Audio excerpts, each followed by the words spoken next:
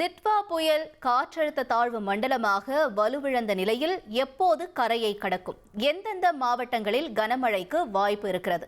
29, 30 தேதிகளில் கனமழை எதிர்பார்க்கப்பட்ட நிலையில் 1ஆம் தேதி டிட்வா புயல் மழையை அதிகப்படியாக கொடுத்ததற்கான காரணம் என்ன என்பது பற்றிய தகவல்களோடு வானிலை ஆய்வு மைய முன்னாள் இயக்குநர் ரமணனோடு இணைந்து விவரிக்க இணைகிறார் இணை ஆசிரியர் Kharge. Over to you Kharge. Ditwah புயலிருந்து மண்டலமாக மாறி இருக்கிறது. இந்த மண்டலம் அப்படின்றது எதிர்பார்த்த மழையை புயலாக இருக்கும்போது கொடுக்கல. ஆனால் அடுத்தடுத்த நாட்களில் குறிப்பாக நேற்று கொட்டி தீர்த்தது. இன்றும் மழை தொடர்ந்து வருகிறது 4 மாவட்டங்கள் அப்படின்றத பார்க்குறோம்.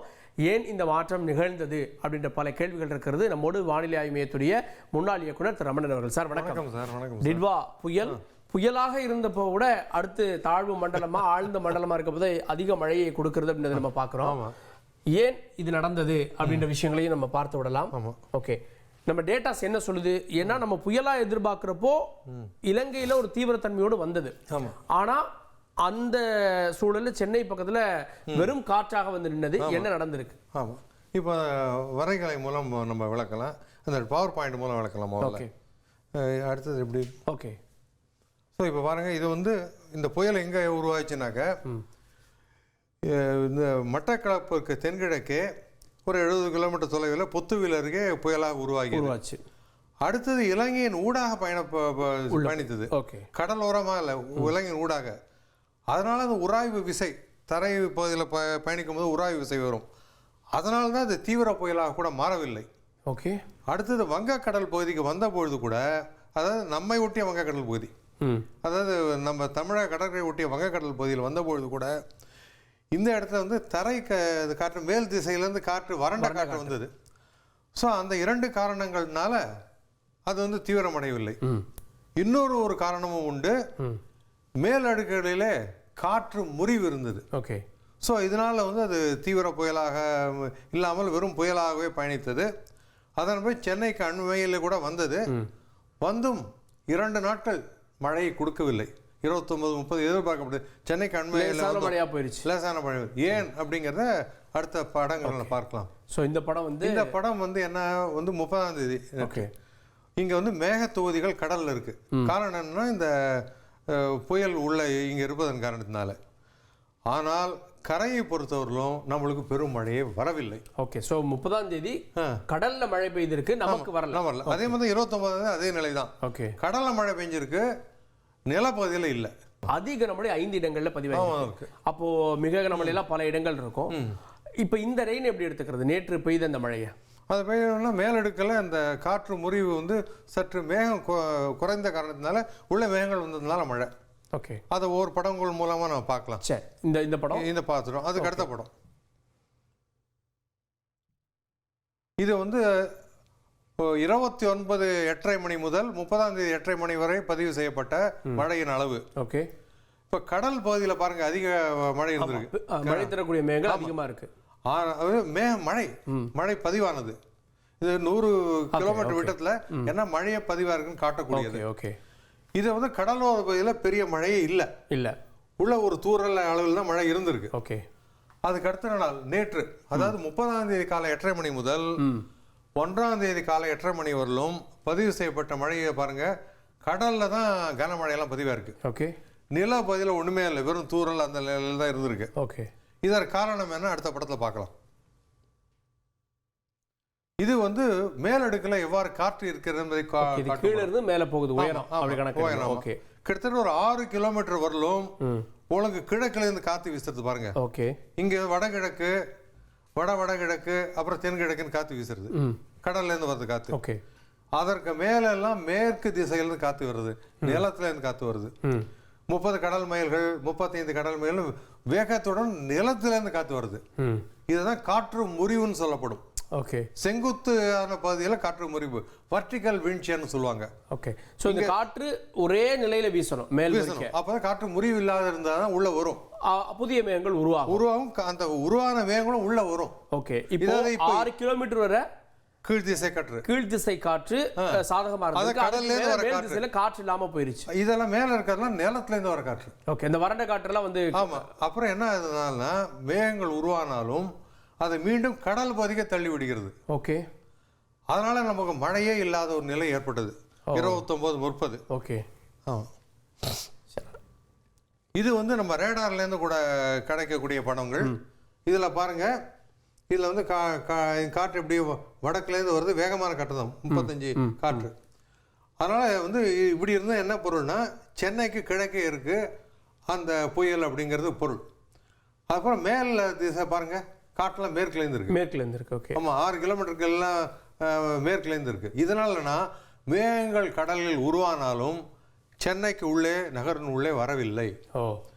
நேற்று என்ன ஆச்சுனாக்க கொஞ்சம் அந்த வேகங்கள்லாம் அதுக்கப்புறம் நேற்று குறைய ஆரம்பித்தது. ஓகே. அது 1 டிசம்பர் பாருங்க, அது வேகம் குறைய ஆரம்பித்ததன் காரணத்தினால தான் நமக்கு மழை கிடைக்கும் வாய்ப்பு கிடைத்தது நேற்று. ஸோ இங்கே காற்று இல்லாமல் இருக்கு, இங்கே புதிய காற்று உருவாகி இருக்குது மேலடுக்கில். அதனால நமக்கு மேகங்கள் உற்பத்தி செய்து அனுப்பி இருக்கிறது. சப்போஸ் இங்க மேகம் காற்று இல்லைன்னா என்ன பொருள்னா, அந்த ஹைட்ல மேகமே இல்லைன்னு பொருள். ஓகே. மேகங்கள் இருந்தால் தான் உங்களுக்கு இந்த காற்று காட்டப்படும். அடுத்தது அந்த மேகத்தை மேலடுக்கில் வந்து காற்றின் வேகம், மேற்கிலேருந்து செல்லக்கூடிய காற்றின் வேகம் குறைந்ததன் காரணத்தினால நமது அருகிலே இந்த மழை மேகங்கள் கிட்ட வர ஆரம்பிச்சது. ஓகே. இது 20 கிலோமீட்டர் 40 கிலோமீட்டர் நேற்று. ஆமா. ஸோ அதனால வர ஆரம்பிச்சு நகருக்கு மழை கொடுத்தது. ஓகே. அது நேற்று காலை 8:30 மணி முதல் இன்று காலை 8:30 மணி அளவிலே வரும் பதிவு செய்யப்பட்ட மழை பார்க்கும்போது பாருங்க, வட சென்னை அப்புறம் இந்த தெற்கு ஆந்திரா ஸ்ரீஹரிகோட்டா இந்த பகுதியெல்லாம் நல்ல மழை கிடைத்திருக்கிறது. அதை நம்ம பார்த்தோம். அதே மாதிரி மற்ற பகுதியெல்லாம் அந்த அளவுக்கு இல்லை. நகரில் ஓரளவு கிடைச்சிருக்கு. மீனம்பாக்கம் இந்த இதெல்லாம் பார்க்குற தாம்பரத்துலாம் கிடைச்சிருக்கு, சென்னையில் நகரில் கிடைச்சிருக்கு. பட் வட சென்னையை பொறுத்தவரையிலும் உங்களுக்கு வந்து மிக அதிக பொழிவு இருந்திருக்கு. அதான் காரணம். அதே போன்று இப்போ இன்று காலை 8:30 மணி அளவில் எடுத்த படம் 9 மணி அளவில் இப்போ மழை மேகங்களும் சென்னை கிட்ட வர்றதை பார்க்கணும். நல்ல மழை உள்ள மேகங்கள் தான் இவையெல்லாம். ஓகே. ஆமாம். ஸோ அதனால் வந்து இப்போ பாருங்க, இந்த காற்றினுடைய திசை பாருங்க. இப்போ என்ன ஆகுது, நேற்றெல்லாம் எப்படி வடக்குலேருந்து இருந்தது, இப்பொழுது வந்து வடகிழக்கு இருக்கு. அப்படின்னா என்ன அர்த்தம், அந்த நிகழ்வானது சென்னைக்கு கிழக்கு தென்கிழக்கே வந்துருச்சுன்னு பொருள். சென்னைக்கு கிழக்கு தென்கிழக்கு திசை கொஞ்சம் கீழே அப்படியே கிழக்கு நோக்கி வந்திருக்கு. ஆமாம். அதாவது தென்மேற்கு திசையில் தான் சென்னைக்கு அருகே வந்துடுத்து. முன்னாடி சென்னையை விட்டு அகன்று தெற்கு ஆந்திரா கிட்ட போயிட்டு இருந்தது, மீண்டும் சென்னை அருகே வந்து விட்டதுன்னு பொருள். ஓகே. ஸோ அப்படி வந்ததுன்னா அந்த நிகழ்வு நமக்கு கீழே இருக்கு அப்படின்னா நமக்கு மழை அதிகரிக்குது. மழை இருக்கும். அதை வரைகலையில் பார்த்துருவோம். நேற்று 1 மணிக்கு அந்த இதை வண்டி அதில் எடுத்து பார்த்தேன். ஸோ நேற்று ரொம்ப மழை பெஞ்சிட்டு இருந்த சூழ்நிலை அதான் காமிச்சது. அது காட்டு. ஓகே. ஸோ இந்த எக்ஸ்பெக்டேஷனில் தான் மழை வந்தது. அதான் நம்ம 826 சென்டிமீட்டர் பார்த்தோம். சரி, இப்போ இன்றைக்கான மழை வாய்ப்புகள் என்ன அப்படின்ற கேள்வியும் இணைந்திருக்கிறது. இப்போது நம்ம சிஸ்டம் பார்க்குறோம். நீங்க சார் சொன்ன மாதிரி சென்னைக்கு பக்கத்தில் இருந்தது, இப்போது தென் கிழக்காக நகர்ந்திருக்கிறது. அதாவது இன்று காலை வந்து 5:30 மணி அளவில் சென்னைக்கு கிழக்கு தென்கிழக்கே 40 கிலோமீட்டர் தொலைவில் இருந்தது. அப்புறம் மேலும் அது அந்த புதுச்சேரி அந்த நோக்கி நகர்ந்துருக்கு. இப்போ இந்த இடத்துல இருக்கு. இப்போ பார்த்தா கிட்டத்தட்ட மதுராந்தகத்துக்கு கிழக்கே இருக்கிற மாதிரி காட்டுகின்றது. ஸோ இப்போ மழையையும் போட்டுருவோம் நம்ம. ஓகே. மழை போட்டால் எப்படி இருக்குன்னு பாருங்க. ஸோ இப்போ மிதமான மழை பெய்து கொண்டிருக்கும் சென்னையில் அப்படின்னு காட்டுது. அடுத்தடுத்த மணி நேரங்களில் பார்க்கலாம். ஆமாம். இங்கே பாருங்க, ஆந்திராக்கே மழை வர மாதிரி காட்டுது. ஆமாம், ஏன்னா அந்த இடத்துல கிழக்குல இருந்து காற்று வரதுனால. ஓகே. ஸோ அகைன் வந்து நமக்கு மாலை நேரத்தில் புதுவைக்கு மேலே இருக்கக்கூடிய பகுதிகளில் மழை காட்டுகிறது. குறிப்பாக நாகப்பட்டினம் வரை மழை காட்டுது காட்டும். அப்புறம் என்ன காரணம் என்னன்னு சொல்கிறேன், அது கொஞ்சம் முன்னாடி போங்க. ஓகே. அதாவது இன்று என்ன சொல்லியிருக்காங்கன்னா, அந்த தாழ்வு மண்டலமானது வரும் 12 மணி நேரத்தில் தாழ்வு பகுதியாக மாறும். அதுக்கடுத்த 12 மணி நேரத்தில் தீவிர தாழ்வு பகுதியாக இருக்கும். வெல் மார்க் லோ ப்ரெஷர், அதுக்கப்புறம் லோ ப்ரெஷராக மாறும்னு சொல்கிறாங்க தாழ்வு பகுதி. அதை தான் காட்டுகின்றது. ஆனாலும் அப்போ என்னன்னாக்கா இது வந்து ஒரு தாழ்வு நிலை போல எடுத்துக்கலாம். ஓகே. இந்த சம அழுத்த கோடு. அதனால் இங்கே காற்றெல்லாம் கடல் பகுதியிலேருந்து வரதுனால உங்களுக்கு கண்டிப்பாக மழை வரும்.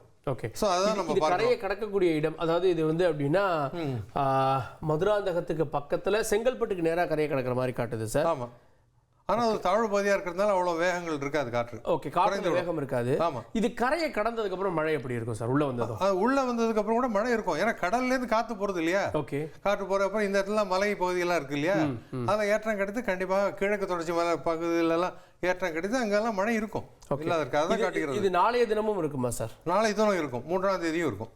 ஓகே, இப்போ நம்ம 3ஆம் தேதி பார்க்குறோம். ஆமாம், 3ஆம் தேதியும் இப்போ காற்றின் மாறுபாடுகள் எப்படி பார்க்குறீங்க சார்? இது அதான் இப்போ எனக்கு அந்த தென்கிழக்குலேருந்து காற்று வீச தான் பார்க்குறோம். ஓகே. ஆமாம், ஏன்னா இது வந்து இது தாழ்வு நிலைன்னு எடுத்துக்கலாம். இந்த சம அழுத்த கோடுக்கு வந்து கொஞ்சம் அப்படி வளைஞ்சு போயிடுச்சுன்னா தாழ்வு நிலைன்னு சொல்லுவோம். ஓகே. முழு வட்டமாக வரைய முடியவில்லை. ஓகே. அதனால கிழக்குலேருந்து காற்று போகிறதுனால அந்த மழை இருக்கும். ஓகே. ஸோ இப்போ நாளைக்கு வரைக்கும் மழையை நம்ம எதிர்பார்க்கலாம். ஆமாம், அப்புறம் நாளைலேருந்து ஓரளவு குறைய ஆரம்பிக்கும். Okay sir. இன்னைக்கு இருக்கக்கூடிய மழை எந்த அளவுக்கு நம்ம எதிர்பார்க்குறோம் சார்? அதாவது ஒரு இரு இடங்கள் கன மற்றும் மிக கனமழை இருக்கும் கொடுத்துருங்க. அதிக கனமழை கொடுக்கல. ஓகே. மிக கனமழை தான் ஒரு இடத்துல. அதுல ஒரு இது சார், நேற்று கூட மழை பெய்ததுக்கு அப்புறம் தான் அதிக கனமழை அலர்ட்டே கொடுக்குறாங்க. அதுல நிறைய சந்தேகம், நிறைய சிக்கல்களை கூட பொதுமக்கள் எதிர்கொண்டாங்க. ஏன் வந்து ரெட் அலர்ட்டோ ஆரஞ்சு அலர்ட்டோ எல்லோ அலர்ட் கூட கொடுக்கல அப்படின்றது, அது எதனால என்ன குழப்பம் ஏற்பட்டுரும்? அந்த செங்குத்தான இந்த காற்று முறிவு இருந்தது இல்லையா, அதனால வராது இருந்தது. அது திடீரென்று அதனுடைய காற்றின் வேகம் மேல அடுக்கில் வந்து குறைந்து விட்டது. ஓகே. அதனால மழை மேகங்கள் உள்ள வராது. கணிக்கிறதுலேயே அந்த சிக்கல் இருந்திருக்கிறோம்.